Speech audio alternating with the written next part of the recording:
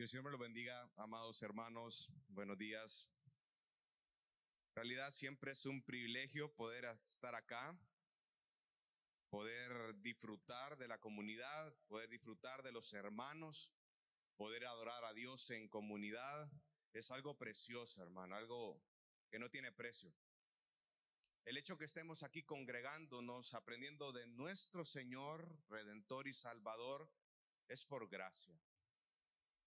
Todo lo que rodea al cristiano es por gracia.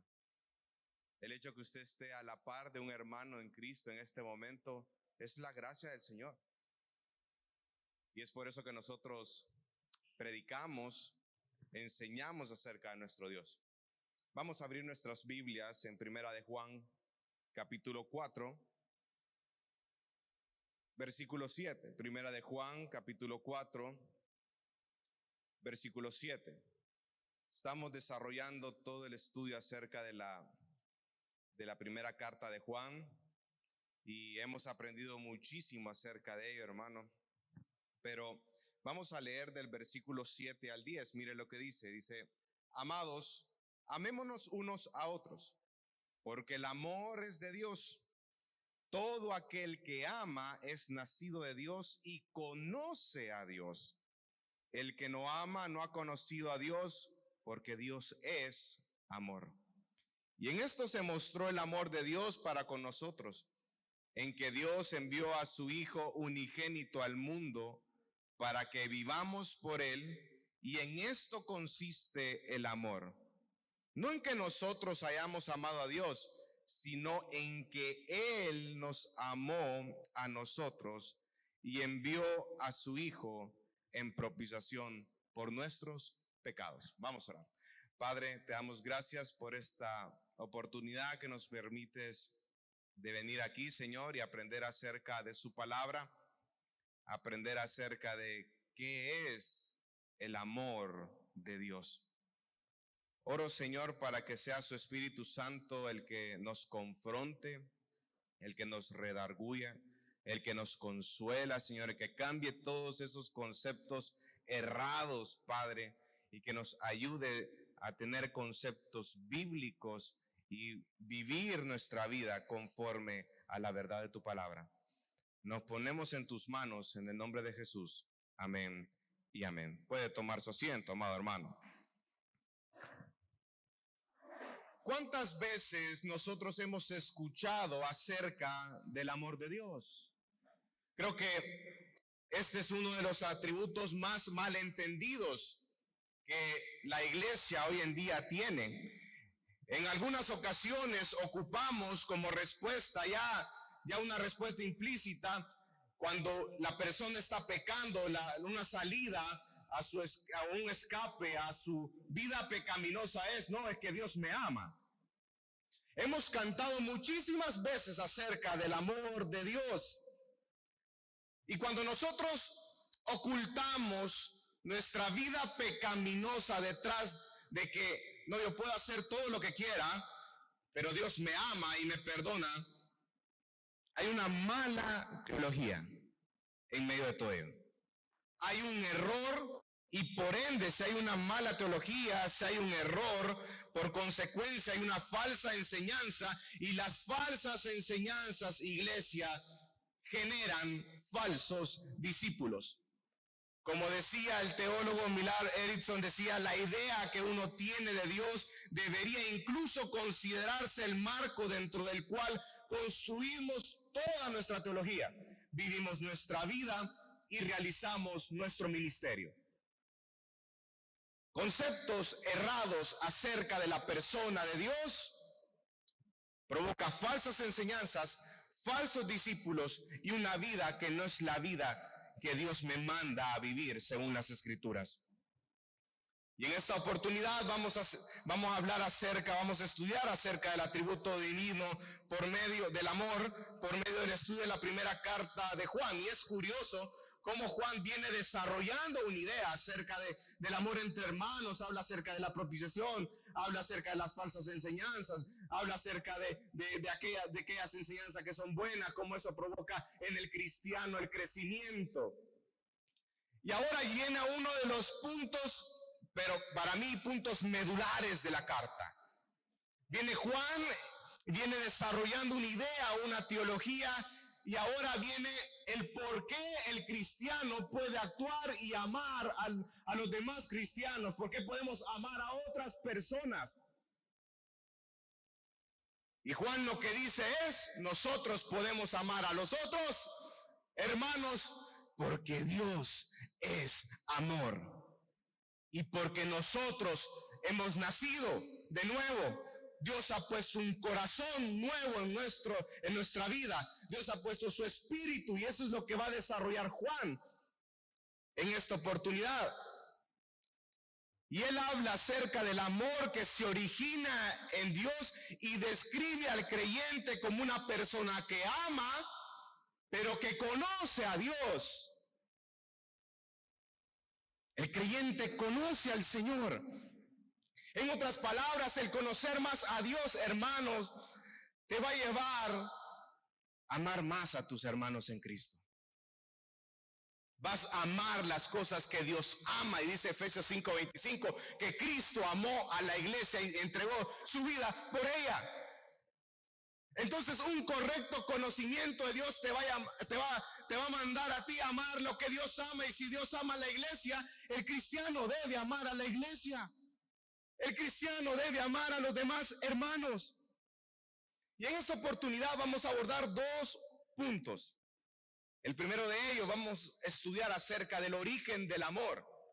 Y el segundo punto es permanecer en el amor. Vamos al versículo 7. Mire lo que dice el versículo 7. Dice, amados, amémonos unos a otros, porque el amor es de ¿quién, hermanos? Es de Dios. En primer lugar, debemos de entender que el amor se origina en Dios o inicia en Dios.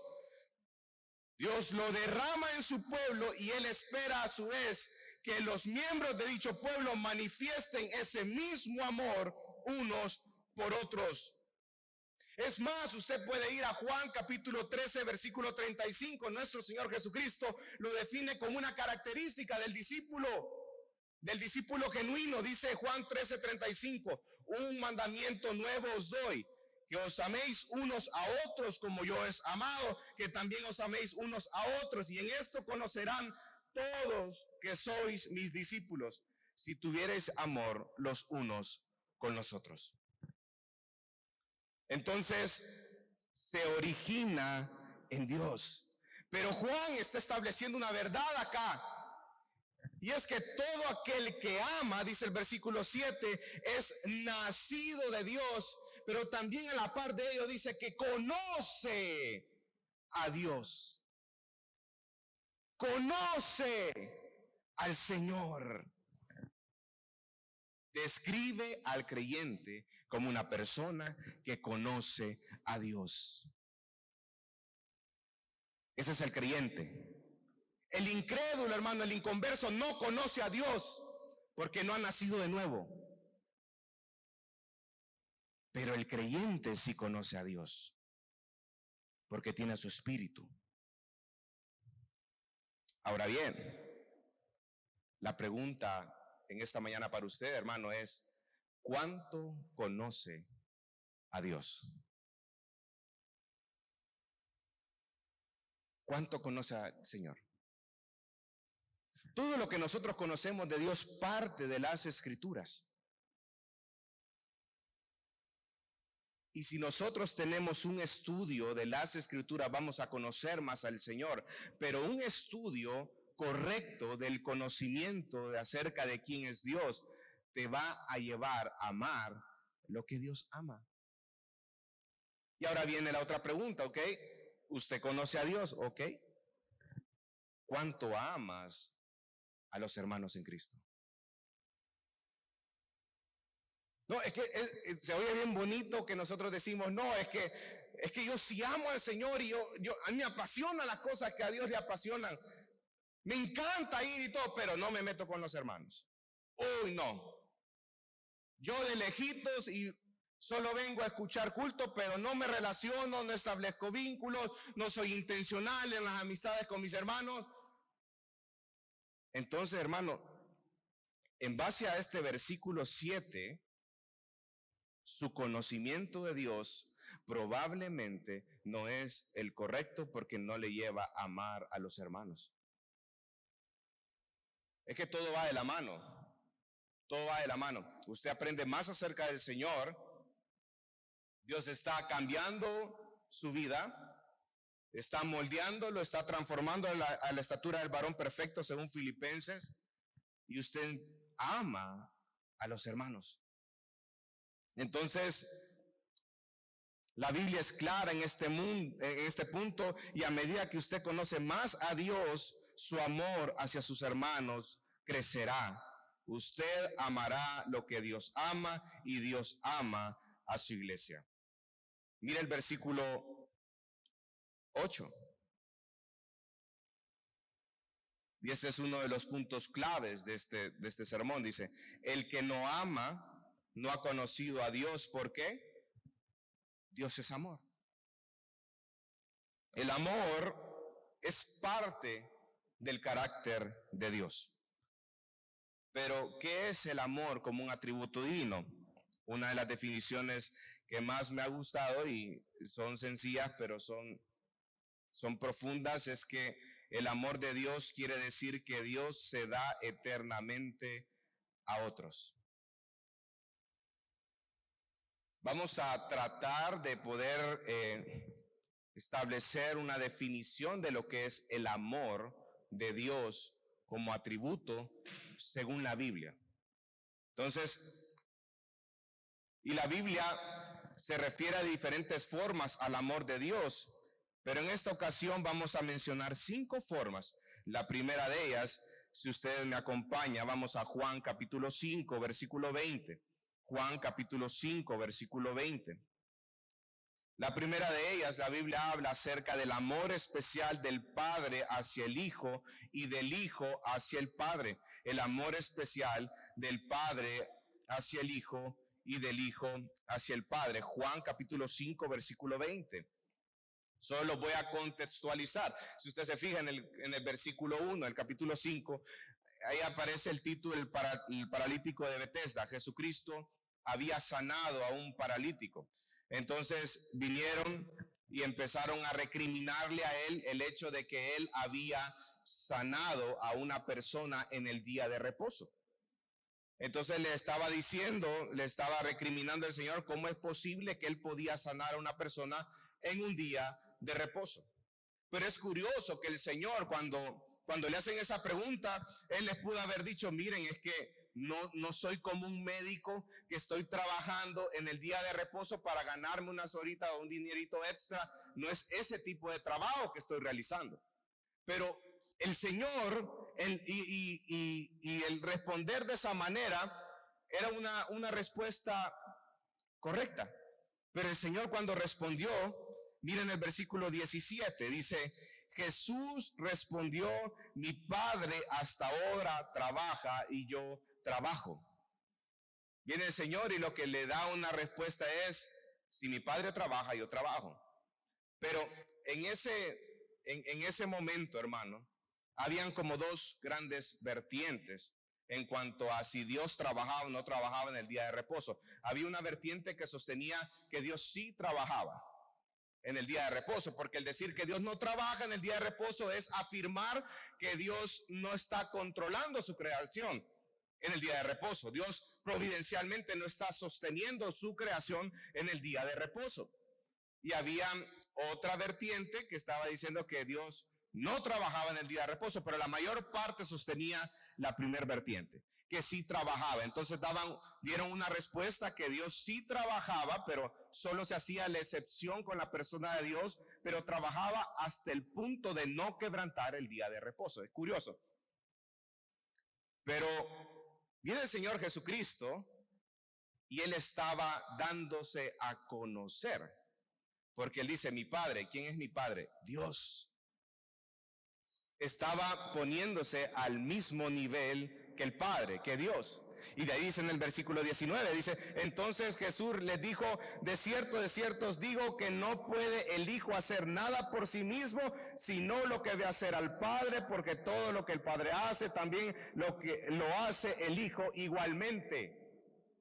¿Se da cuenta cómo Jesucristo está exponiendo el hecho de que Él es Dios en su esencia y que es igual en todos sus atributos, sus perfecciones con el Padre? Jesucristo estaba respondiendo y le dice, mi Padre es Dios y todo lo que hace el Padre, Él me lo ha dado a conocer a mí, yo también lo hago. Ahora imagínense los fariseos que estaban en ese momento.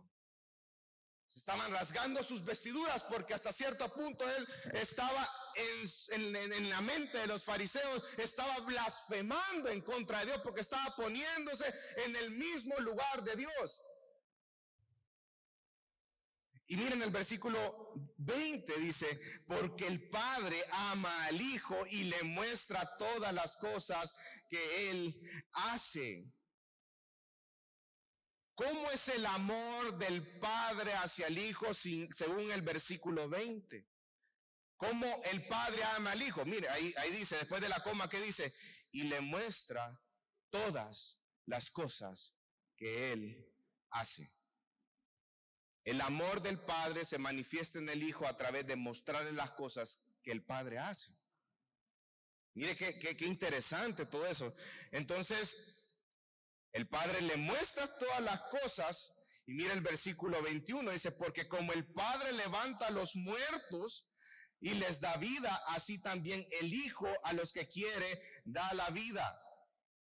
Y de ahí continúa en el versículo 22, porque el Padre nadie juzga, sino todo el juicio le dio al Hijo, versículo 23, para que todos honren al Hijo como honran al Padre, y el que no honra al Hijo, no honra al Padre. Y de cierto os digo que el que oye mi palabra y cree al que me envió, tiene vida eterna. Pero el versículo 26 es clave, dice, porque como el Padre tiene vida en sí mismo, así también ha dado al Hijo el tener vida en sí mismo. Viene y Jesucristo, si Él solo hubiera dicho, el Padre le da vida al Hijo, no había ningún problema a los ojos de los fariseos. Pero Jesucristo les dice, el Hijo también tiene vida en sí mismo. El Hijo es autoexistente y no depende de nadie. En otras palabras, Jesucristo le estaba diciendo que Él es Dios. Ese atributo se conoce como la aseidad. El hecho de que Dios existe sobre sí mismo y no necesita a nadie más. Y a través de esa verdad teológica, de la verdad de las Escrituras, nosotros refutamos toda aquella idea que hay o aquel concepto en el pensamiento de la iglesia, donde dice, no, es que Dios necesita de ti, Dios necesita de tus oraciones, Dios necesita esto, Dios necesita de tu servicio, Dios necesita que tú vengas a la iglesia. Dios no necesita de nada y de nadie, hermano. Porque Él existe por sí mismo. Nosotros necesitamos del Señor. Y porque nosotros necesitamos del Señor, nos congregamos en la iglesia, lo buscamos a Él, estudiamos su palabra, le adoramos a Él, y vamos continuamente en esa búsqueda acerca del Señor. Porque yo necesito al Señor.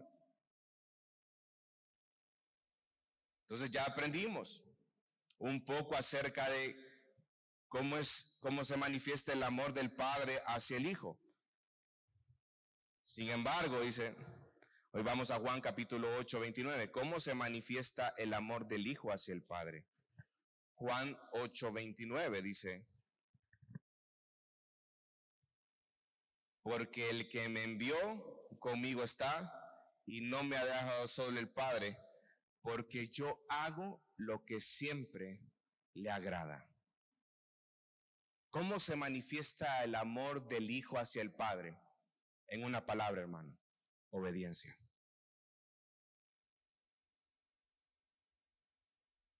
La subordinación del hijo. Cuando hablo de subordinación no quiere decir que el hijo está por debajo del padre. No, hermano. No ese es el concepto que aparece en la Biblia. El hijo obedece lo que el padre le dice. Y no es que el punto no es aquí que el hijo es menos que el padre, no, en su esencia, en sus perfecciones, en sus atributos, el Padre y el Hijo, el Espíritu Santo, es el mismo Dios. Entonces el Hijo manifiesta su amor hacia el Padre a través de una perfecta obediencia. Siempre hace lo que el Padre le ordena. Juan capítulo 14, versículo 31. Dice, mas para que el mundo conozca que amo al Padre y como el Padre me mandó, así hago. Levantaos, vámonos, vamos de aquí. Obediencia, obediencia. El Padre en Juan 15:9 dice lo siguiente, dice, como el Padre me ha amado, así también yo os he amado, permaneced en mi amor, y si guardaréis mis mandamientos, permaneceréis en mi amor, así como yo he guardado los mandamientos de mi Padre y permanezco en su amor. Entonces usted puede ver la relación. Y esa es la primera forma de cómo el amor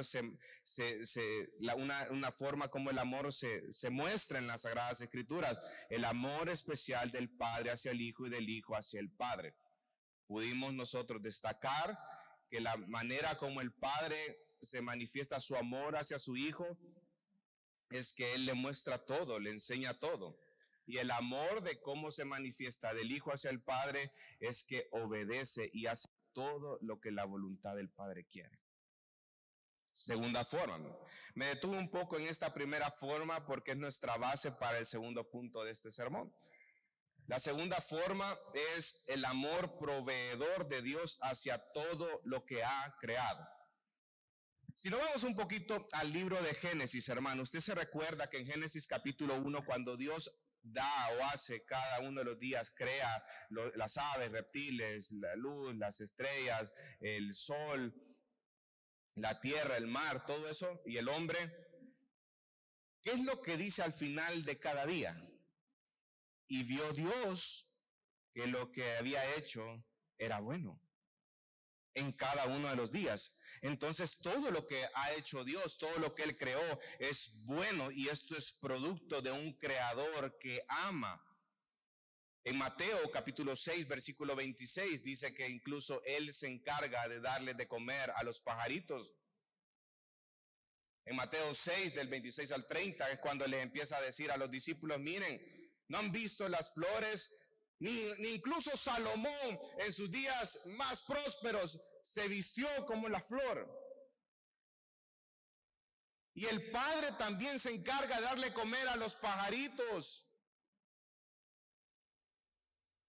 Y ahí viene Mateo 6:33, ¿verdad? Que usted ya se lo puede de memoria. Pero el punto acá es, Dios provee. Una forma de cómo Él muestra su amor hacia lo que ha creado es que Él provee, Él sostiene a la creación.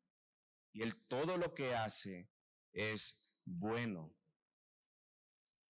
La tercera forma como Dios manifiesta su amor, Juan 3:16. ¿Qué dice Juan 3:16?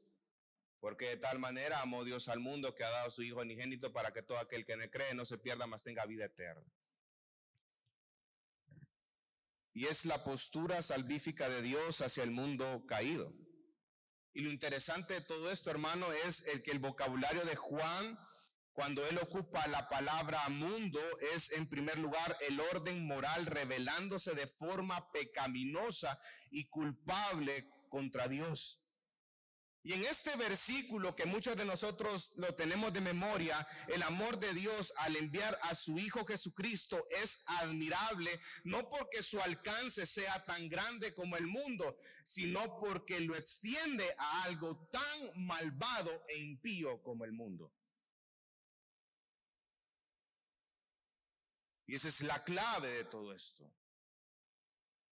Efesios capítulo 2 dice que estábamos muertos en nuestros delitos y pecados. Romanos capítulo 1 habla acerca de la universalidad, acerca del pecado. Entonces, algo tan podrido, tan impío, tan pecaminoso como es el mundo, Dios envió a su Hijo a morir por el mundo. Pero entonces, ¿cómo se puede manifestar el amor de Dios en una persona inconversa, hermano? A través de la gracia común. El hecho de que las personas inconversas en este momento estén blasfemando en contra de Dios y estén llevando una vida deliberada en contra del Señor y que no se muera instantáneamente por causa de su pecado, esa es la gracia del Señor. Esa es la gracia del Señor. Usted a veces se pregunta, Señor, ¿y por qué no te lleva a todo ese retahil de personas que están en contra de tu voluntad? Usted ve noticias, cuánta maldad hay en todo el mundo, pero Dios es paciente, dice. Es paciente. Y la paciencia de Dios es para arrepentimiento. Sí, el alcance es para el mundo. Sin embargo, y esta es la cuarta forma, el amor de Dios es eficaz en sus escogidos. Y esa es la cuarta forma. Bueno, pero hay un versículo que quiero mencionar acerca de esto. Y cerrando el punto anterior, y es en Ezequiel capítulo 33 versículo 11, dice: diles, vivo yo, dice Jehová el Señor, que no quiero la muerte del impío, sino que se vuelva el impío de su camino y que viva. Volveos de vuestros malos caminos. ¿Por qué moriréis, oh casa de Israel? Ahora bien, el amor de Dios también se manifiesta de manera eficaz en los escogidos. Y ahí usted puede ver en las Sagradas Escrituras que Dios ama a su iglesia. Efesios capítulo 5 versículo 25, Dios ama a Israel también, y Dios ama también a individuos también. Dios expresa su afecto a sus escogidos de una forma que no lo hace con los demás. Vamos a Malaquías capítulo 1 versículo 2 y 3. Malaquías capítulo 1 versículo 2 y 3. Mire lo que dice las Escrituras. Dice: yo os he amado, dice Jehová, y dijisteis: ¿en qué nos amaste? ¿No era Esaú hermano de Jacob, dice Jehová, y amé a Jacob, y a Esaú aborrecí, y convertí sus montes en desolación, y abandoné su heredad para los chacales del desierto? Viene un pueblo que estaba en una situación pecaminosa muy fuerte, vuelto a la idolatría, y viene y Dios dice: yo los he amado. Pero viene este pueblo idólatra, este pueblo que estaba envuelto en su pecado, y este pueblo le dice al Señor: ¿en qué nos amaste? ¿De qué manera Dios manifestó su amor hacia el pueblo de Israel? Hermanos, miren, en el libro de Éxodo hay cantidad de historia de cómo Dios liberó al pueblo de Israel, los sacó de Egipto, mandó 10 plagas, los llevó en todo lo que es el desierto. había una nube y había una columna de fuego. Les dio maná para que ellos pudieran comer. Culantro, decía, bueno, no, perdón, de ahí era manjar de los ángeles. Dios les provisionó en todos los sentidos.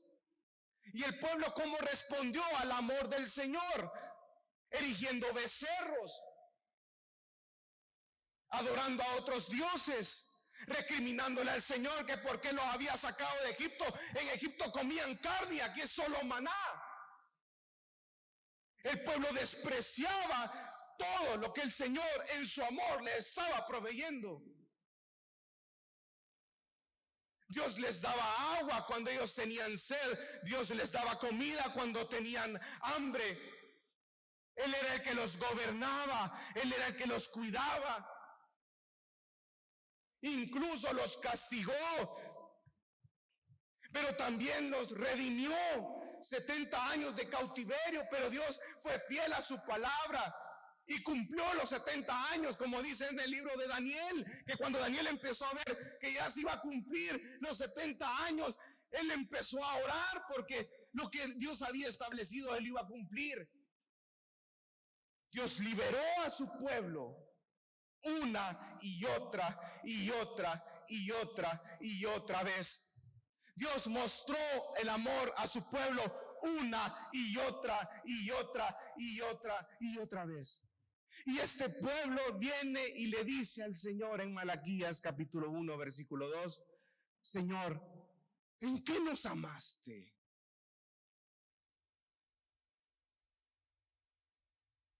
Muchas veces nosotros somos iguales. Muchas veces no estamos agradecidos con las cosas maravillosas que Dios hace en nuestra vida, hermano. Nos enfocamos en oraciones materiales. Nos enfocamos en peticiones carnales. Nos olvidamos acerca de quién es Dios. Dios nos ama. Dios nos sostiene. Dios nos da lo necesario y nosotros solo vivimos quejándonos por las cosas que Él no nos da. Si Él no nos da eso, hermano, es porque no va a abonar nada en mi crecimiento espiritual, y mi confianza está en el Señor, que Él me da lo necesario para que yo me parezca cada día más a su Hijo Jesucristo, y eso a mí me trae contentamiento. Hay un amor específico de Dios también con su iglesia. Efesios 5:25, que dice que Cristo amó a su iglesia y entregó su vida por ella. Entonces usted puede ver cómo el amor de Dios se manifiesta en sus escogidos. Por ejemplo, yo puedo amar a cada uno de los niños de Bíblica, y créanmelo, a mí me gusta disfrutar un tiempo con sus hijos, hermano.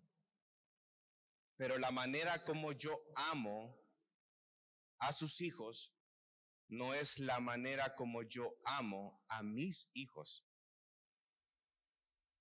Es un amor diferente.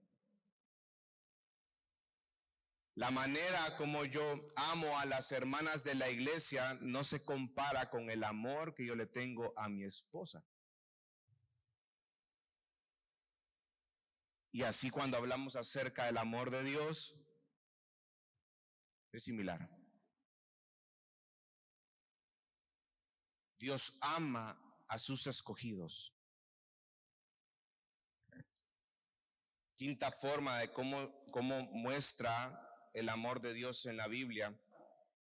El amor de Dios va dirigido hacia su pueblo de forma provisional, también lo muestra así, o condicional. Y está condicionado por la obediencia de su pueblo, como dice en Judas 21, conservaos en el amor de Dios, esperando la misericordia de nuestro Señor Jesucristo para vida eterna. Jesucristo le dice o le ordena a sus discípulos que permanezcan en su amor. Juan 15:9. Sus discípulos saben que deben de permanecer en su amor, y esto se observa también en el Antiguo Testamento. Su pueblo vive bajo su amor o bajo su ira en función de la fidelidad de ellos al pacto. Y son dos cosas que pueden cohabitar: la soberanía de Dios y la responsabilidad del hombre, hermano. Un ejemplo de ello usted lo puede ver en Génesis capítulo 50, cuando viene José, ¿verdad? Y los hermanos habían entrado con miedo donde él, ¿verdad? Porque pensaban que porque los había abandonado en la cisterna, José iba a vengarse de eso. Pero ¿qué fue lo que dijo José a sus hermanos en Génesis 50? Les dice: miren, ustedes querían hacer algo malo, pero el Señor utilizó todo esto para su propósito. Entonces podemos nosotros vivir en ese balance acerca de la soberanía de Dios. No es que Dios vino y que Dios había hecho un plan, ¿verdad? Y vienen los hermanos de José: híjole, me echaron a perder el plan que yo quería para con José. No, eso no pasó. Ni tampoco Dios es culpable del pecado de los hermanos de José, porque ellos querían vengarse, ellos querían hacer maldad. Y usted puede ver también de que en la responsabilidad humana, el hombre recibe el castigo de su propio pecado.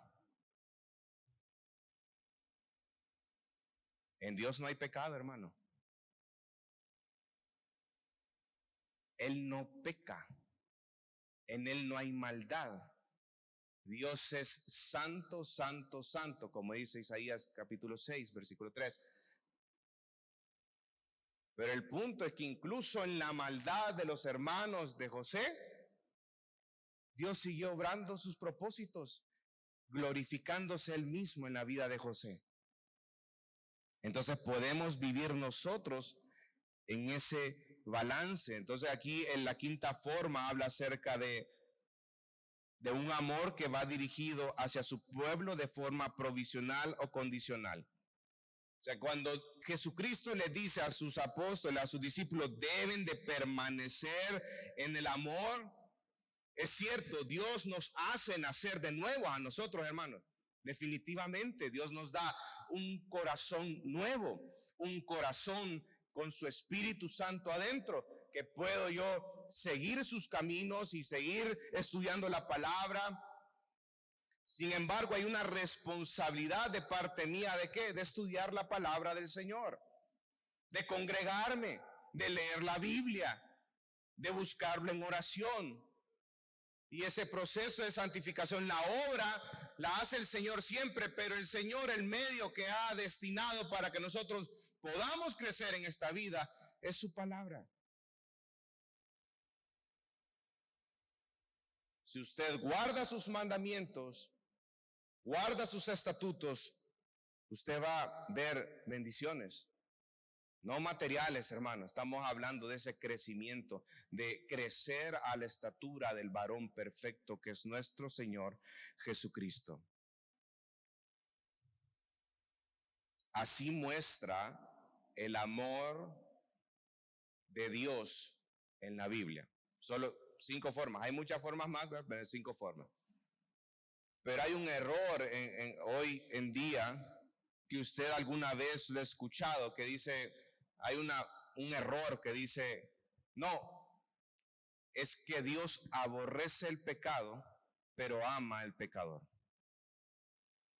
En base a lo que acabamos de estudiar, hermano, ¿podemos afirmar que esa frase es cierta? De ninguna manera. Porque los que se van al infierno son los pecadores. Los que cometen el pecado son los impíos. No existe esa dualidad. Dios aborrece el pecado y aborrece al impío. Y lo único que puede reconciliar al impío con Dios es Jesucristo. a través de su sangre, a través de su sacrificio en la cruz del Calvario. ¿Se dan cuenta cómo es importante conocer más acerca del Dios de la Biblia? Viene en Juan 15:9, dice: como el Padre me ha amado, así también yo os he amado. Permaneced en mi amor. Si guardáis mis mandamientos, permaneceréis en mi amor, así como yo he guardado los mandamientos de mi Padre y permanezco en su amor. Y luego en Juan 15:14-15 viene el Señor y les dice: yo los llamaré a ustedes mis amigos. Nos considera sus amigos. Volvamos a Primera de Juan. Habiendo entendido un poco acerca de qué significa que Dios es amor, dice en el versículo 9: en esto se mostró el amor de Dios para con nosotros, en que Dios envió a su Hijo unigénito al mundo para que vivamos por él. Hay una prueba que dice aquí Juan: Dios es amor. Pero hay una prueba, y la prueba del amor de Dios para con nosotros es que Él envió a su Hijo unigénito para que nosotros podamos vivir por Él. Cuando habla acerca del Hijo unigénito, se utiliza para señalar a Jesús de un modo único por encima de todos los seres terrenales y celestiales. Y Él fue enviado para que nosotros podamos vivir por medio de Él. Podamos crecer por medio de Él, podamos tener una vida eterna. Esa es la prueba del amor, según Primera de Juan. Mira el versículo 10, dice: y en esto consiste el amor. Y Él responde: no en que nosotros hayamos amado a Dios, sino que Él nos amó a nosotros y envió a su Hijo en propiciación por nuestros pecados. En esto consiste el amor, dice Juan. ¿En qué? En que Dios nos amó primero. Hermano, es una verdad increíble, porque Dios no nos amó porque nosotros seamos merecedores de ese amor. El amor, como lo defino anteriormente, se origina en Dios y no en los hombres. Todo se origina en el Señor, todo parte de Dios. Dios ama al que no merece el amor. Dios ama primero.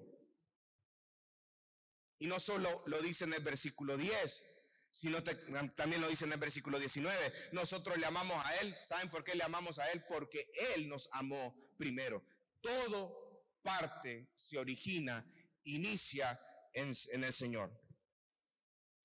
Como lo dice un poeta anónimo, y se lo voy a leer, dice: yo te busqué, Señor, mas descubrí que tú impulsabas mi alma en este afán, que no era yo quien te encontraba a ti, tú me encontraste a mí.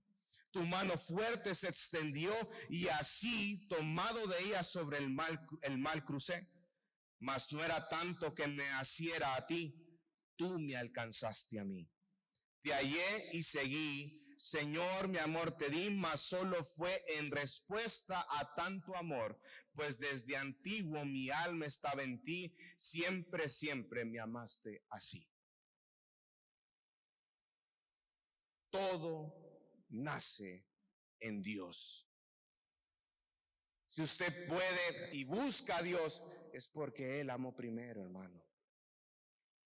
Y esa es una gran verdad que debe de permear nuestro corazón, que debe permear nuestra vida, y nosotros debemos de vivir a la luz de esa verdad. Por eso es que dice Juan en el versículo 10, que envió a su Hijo en propiciación por nuestros pecados. Cuando habla acerca de la propiciación, habla acerca de que Dios aplacó su ira en su Hijo. Dios, en el sacrificio de su Hijo Jesucristo en la cruz del Calvario, satisfizo todas las demandas de la santidad de Dios para el castigo del pecado. Porque Dios es santo y nosotros somos pecadores. Nosotros tenemos pecado. Entonces, para satisfacer las demandas de santidad del Señor, Dios envió a su Hijo para aplacar su ira en propiciación por nuestros pecados. Jesucristo. Solo es por medio del sacrificio de Cristo que nosotros podemos, que se puede aplacar la ira de Dios en contra del pecado. Ahora, habiendo definido todo esto, Juan viene y la pregunta es, ¿cómo el creyente debe responder ante esta verdad? Mira el versículo 11, dice: amados, si Dios nos ha amado así, debemos, subráyelo, también nosotros amarnos unos a otros.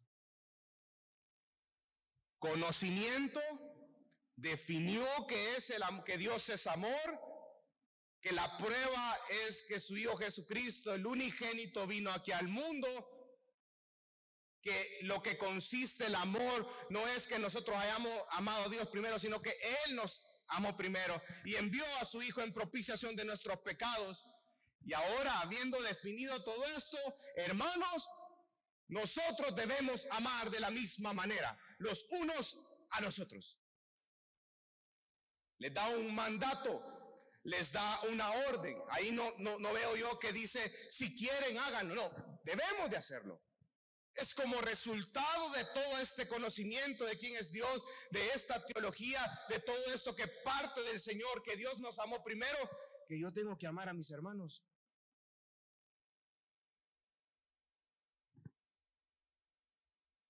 Y ese es el punto número 2, permaneciendo en el amor. Dice, debemos también nosotros amarnos los unos a los otros. Debemos o permanecemos en el amor cuando somos obedientes a su mandamiento.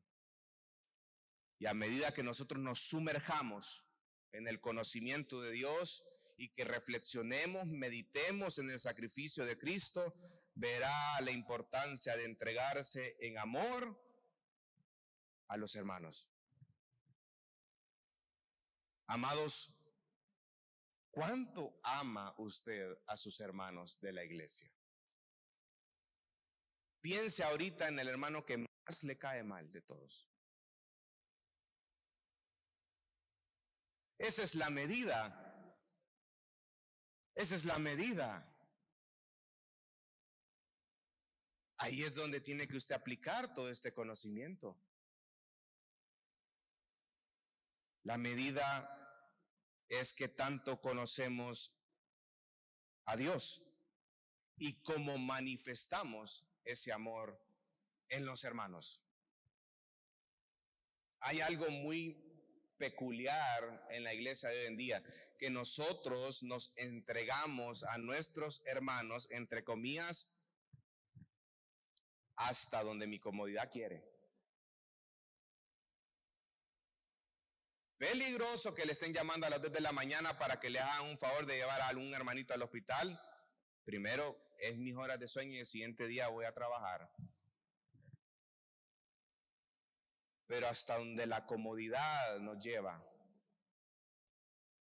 La vez pasada estaba hablando con un hermano y les decía, si nosotros pusiéramos el mismo interés que ponemos en nuestro trabajo en la iglesia, otra cosa fuera.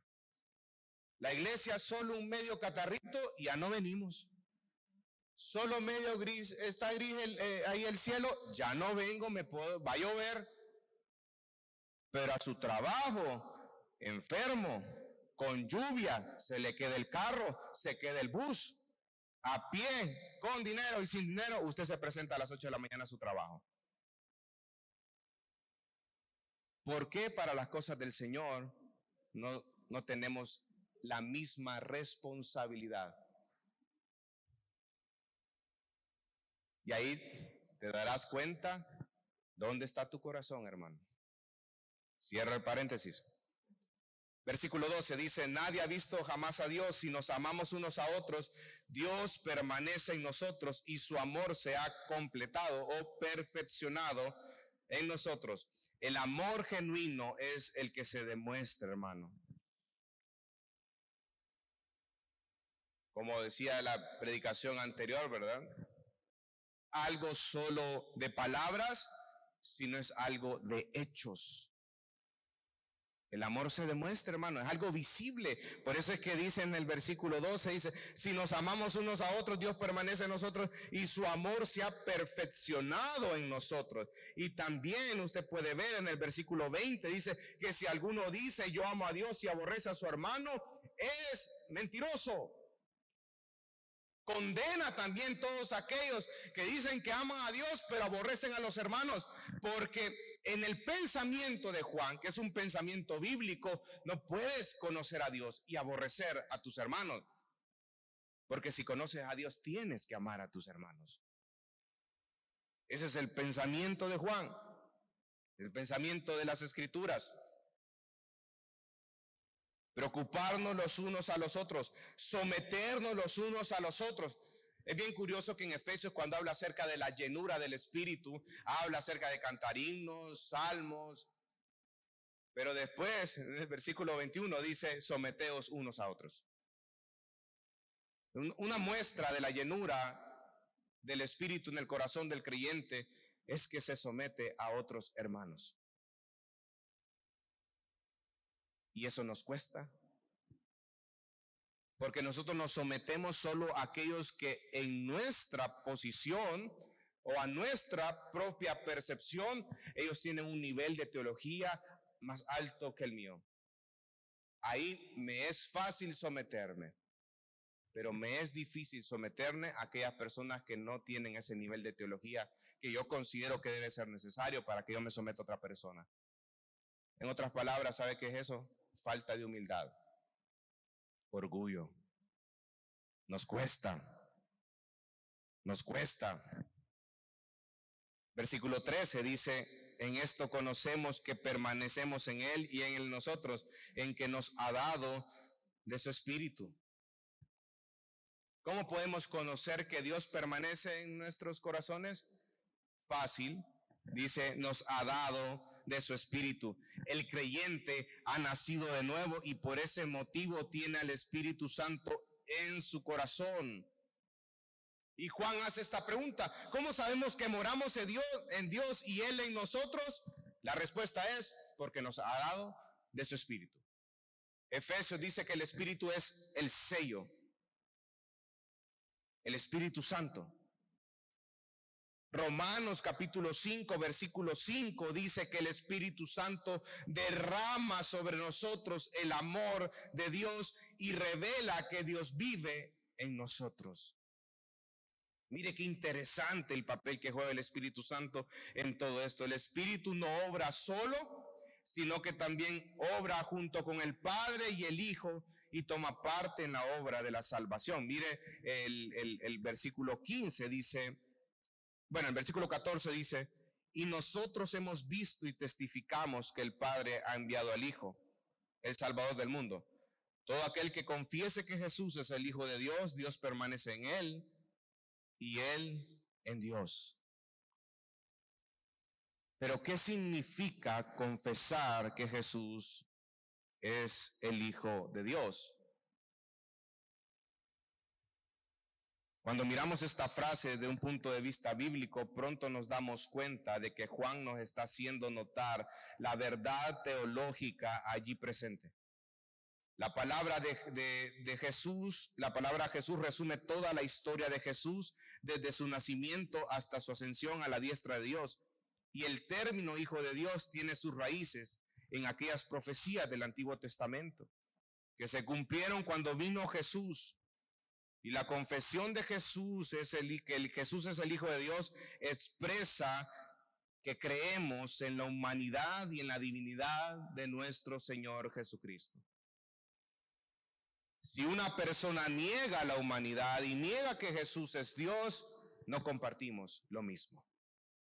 Esas son de las verdades o las doctrinas cardinales que como iglesia nosotros creemos. Nosotros creemos que Jesús es Dios, que es verdaderamente Dios y es verdaderamente hombre.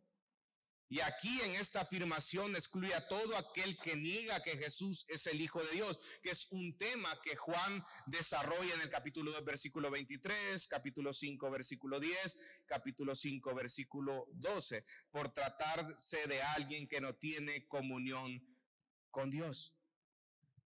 Pero ¿qué significa confesar a Jesús? Y es bien curioso porque en el versículo 14 dice, nosotros hemos visto, hay un testimonio y testificamos que el Padre ha enviado a su Hijo.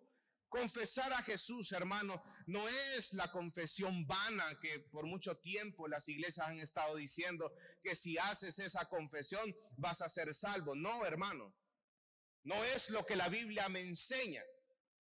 ¿Cómo desarrolla Juan el concepto de la confesión? Mire, solo en el primera de Juan. Mira el capítulo 2, versículo 3.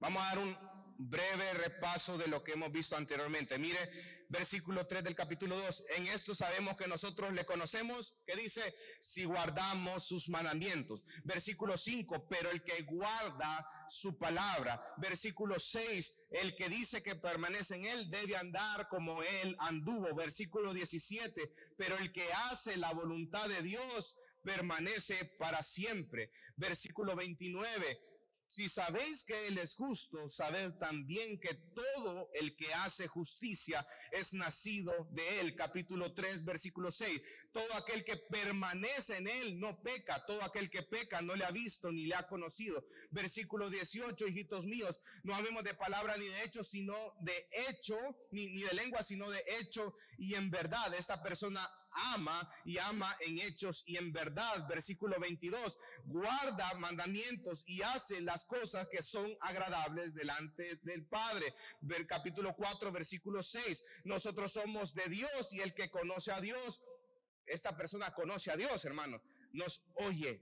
Capítulo 5, versículo 2, en esto conocemos que amamos a los hijos de Dios cuando amamos a Dios y guardamos sus mandamientos y sus mandamientos no son gravosos. ¿Qué significa confesar a Jesús? Según Juan, lo confesamos, creemos, pero esta verdad está en mi corazón. Y yo vivo de acuerdo a la verdad del Evangelio. Somos testimonios andantes de la verdad que está en nuestros corazones. Vivimos de acuerdo a esa verdad y morimos de acuerdo a esa verdad. Somos testimonios.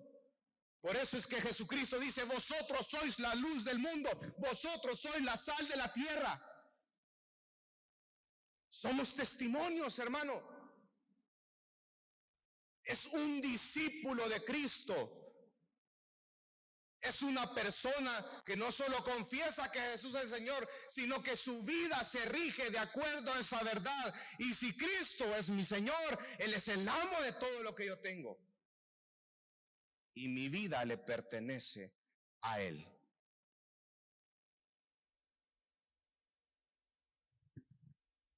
Esa es la diferencia. No es algo del diente al labio, sino es vivir como discípulo de Cristo, vivir el Evangelio en esta vida. Finalmente dice en el versículo 17, dice, en esto se ha perfeccionado. Bueno, el versículo 16 dice, nosotros hemos conocido y creído el amor que Dios tiene para con nosotros. Dios es amor, lo vuelve a decir, como decía en el versículo 8, y el que permanece en amor, permanece en Dios. Empieza a decir, ok, nosotros permanecemos en amor, pero decir permanecer en amor es permanecer en Dios. Y en esto se ha perfeccionado, en esto se ha completado el amor en nosotros, para que tengamos confianza en el día de juicio, como Él es, así somos nosotros en el mundo. Y viene y dice que permanecer en Dios significa permanecer en amor. Debemos entregarnos por otros. El amor es la marca distintiva del discípulo de Cristo, y cuando tenemos comunión con Dios Padre y con su Hijo Jesucristo, cuando permanecemos en el Hijo y en el Padre, cuando Dios vive en nosotros y nosotros en Él, entonces tenemos la confianza de que no seremos condenados en el día del juicio. Estamos confiados ante Dios ahora y tendremos confianza cuando Cristo aparezca en el día del juicio. Y en el versículo 21, Juan hace el resumen de todo esto. Y subráyelo, porque ese es el resumen de todo lo que acabamos de hablar. Y nosotros tenemos este mandamiento de Él: el que ama a Dios, ame también a su hermano. Hermanos, el cristiano debe de amar a su hermano o a sus hermanos, porque es un mandato que debemos de obedecer. A medida que conozcamos más a Dios, su carácter, su palabra, nuestro amor por los hermanos debe de crecer. Nuestro ejemplo, como dice Primera de Juan, capítulo 4, versículo 9, es nuestro Señor Jesucristo, quien no escatimó entregar su vida por amor a otros. Ese es el amor que debemos de imitar para reflejar el evangelio en el que creemos. Como dice Romanos 8, 37 al 39, antes en todas estas cosas somos más que vencedores por medio de aquel que nos amó. Por lo cual estoy seguro de que ni la muerte, ni la vida, ni ángeles, ni principados, ni potestades, ni lo presente, ni lo porvenir, ni lo alto, ni lo profundo, ni ninguna otra cosa creada nos podrá separar del amor de Dios, que es en Cristo Jesús, Señor nuestro. Que el Señor añada bendición a su palabra. Vamos a orar.